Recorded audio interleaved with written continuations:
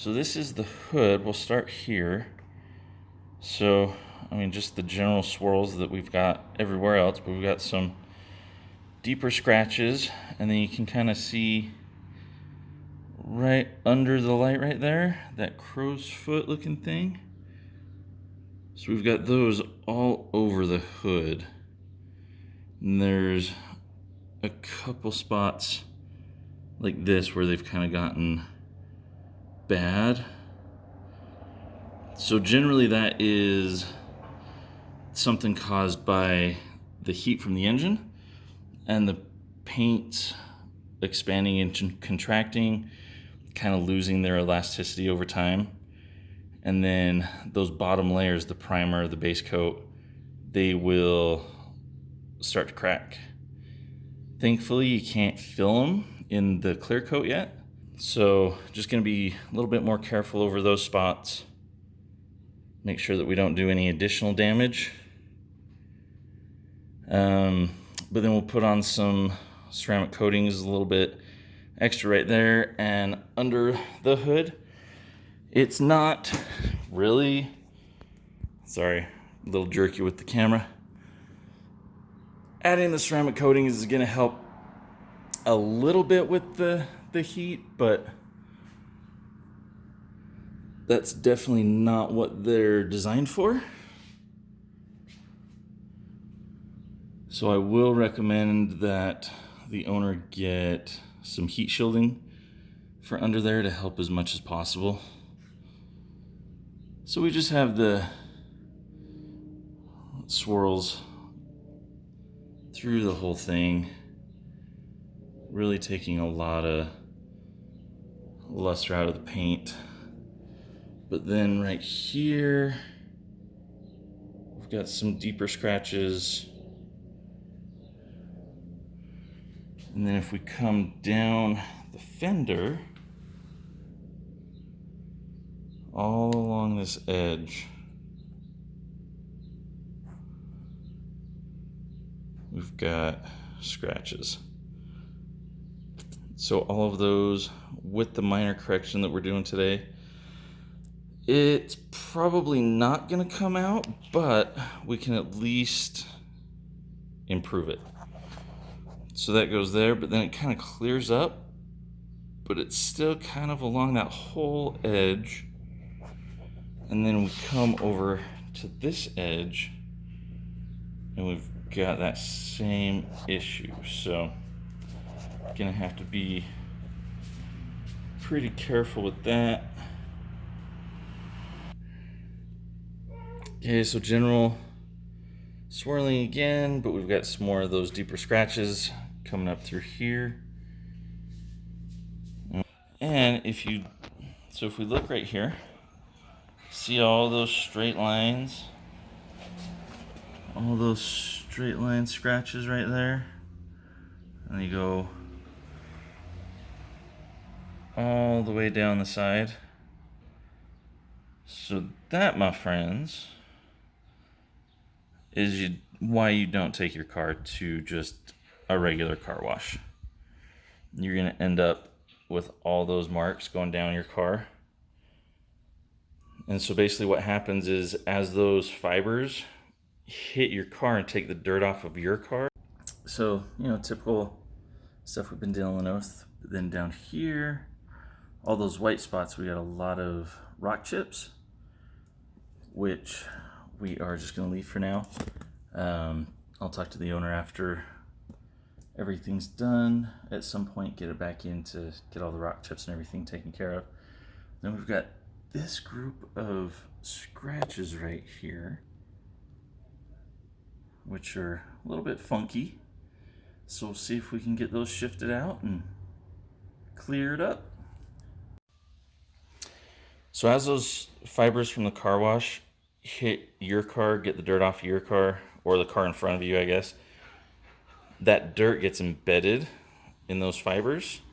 So when you go through, they're basically smacking your car with the dirt from the cars in front of you. So those fibers basically turn into sandpaper. Not something I recommend.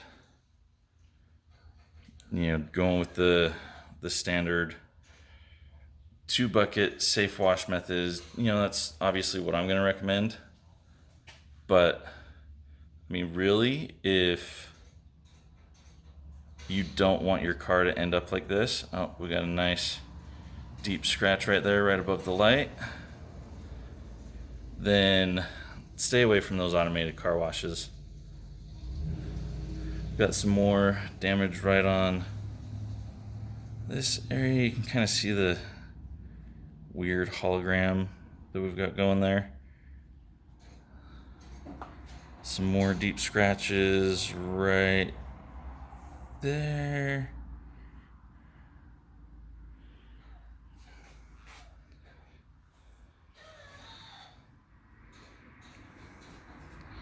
And as we come down the car, down the truck, you can definitely see more holograms in there.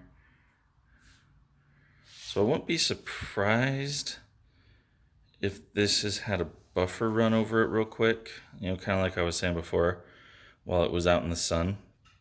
I wouldn't be surprised if it's had a buffer just run over it real quick and just induce some of these holograms in it. So, now it's my job to go in and correct all that. And we've got the pillars that, well, it's really more just part of the door, not really so much like those typical really soft pillars that we see on a lot of cars. Those are just part of the door, so we'll just address that like we do the rest of the paint. But then right here, we've got some scratches that the owner wasn't really aware of.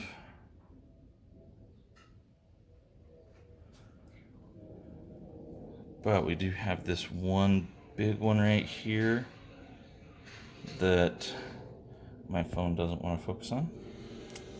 So even without the light, you can see that. That one, I doubt that's going to come out, but we'll get it to at least look better. And coming down through the rest, we've got more of those scuff marks. Another scratch right there. Another scratch right there. And then we've got these on the back edge, driver's side back corner of the truck. So we've got some deep scratches there. Now we're getting out into the brighter light, so it might be a little bit harder to see, but we've got some nice deep scratches there, and my phone keeps not wanting to focus. There we go. And all the way down, going down through there.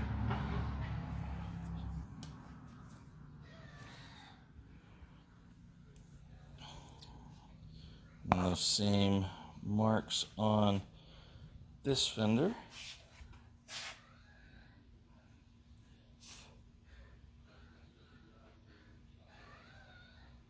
So truck's pretty beat up. In reality, it could probably use more of a major paint correction.